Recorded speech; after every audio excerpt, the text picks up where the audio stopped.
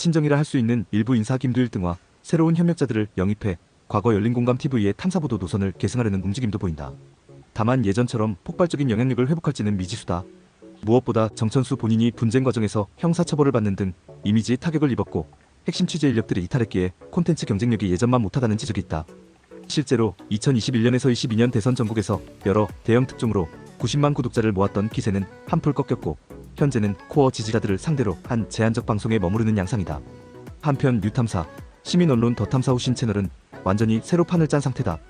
2023년 10월 채널 개설 후 불과 몇 달 만에 20만 명대 구독자를 모으며 재도약에 성공했지만 이는 원래 더탐사 채널이 지녔던 50만 구독 기반과 비교하면 절반 이하로 줄어든 수치다. 다시 말해 분쟁으로 기존 채널을 상실한 타격을 온전히 만회하지는 못한 상황이다. 뉴탐사팀은 남은 시청자들의 결집력과 후원에 기대어 활발한 탐사보도와 시사 LIV 방송을 이어가고 있다. 강진구 기자 등은 여전히 친야 성향 이슈를 중심으로 권력 감시 역할을 계속하겠다는 의지를 밝히고 있고 2024년 총선 등 정치 이벤트에 맞춰 본격적인 취재를 예고하고 있다. 향후 뉴탐사의 존속 여부는 콘텐츠 생산 역량과 재정 안정성에 달려있다. 현재까지는 꾸준한 후원과 조회수로 운영에 큰 차질은 없는 것으로 보이나 분쟁 여파로 잃어버린 중도 시청자들의 신뢰를 회복하는 것이 과제로 남는다. 또한 법인 자금과 관련해 남은 정산 이슈, 예법인 계좌 잔액 반환 등가 완전히 해결되어야 외부 자금 없이 안정적인 활동이 가능할 전망이다.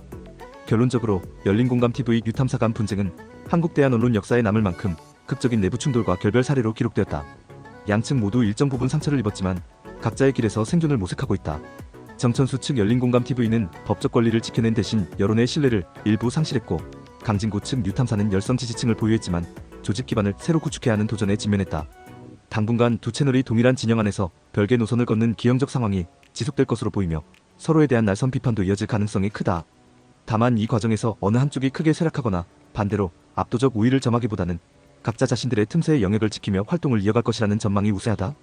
최종적인 소송이 마무리되고 시간이 지나 감정의 경랑이 가라앉는다면 언젠가 양측이 동일한 취재 대상계 현 정부에 대한 비판으로 각자 목소리를 내는 경쟁자 관계로 안정화될 수도 있을 것이다.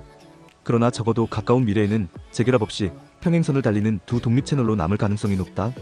이번 분쟁은 관계자의 말처럼 진실은 주장한다고 되는 게 아니라 증거로 증명되는 것임을 상기시키며 대한 언론 운영에도 투명한 경영과 신뢰 회복이 중요함을 일깨우는 교훈을 남겼다.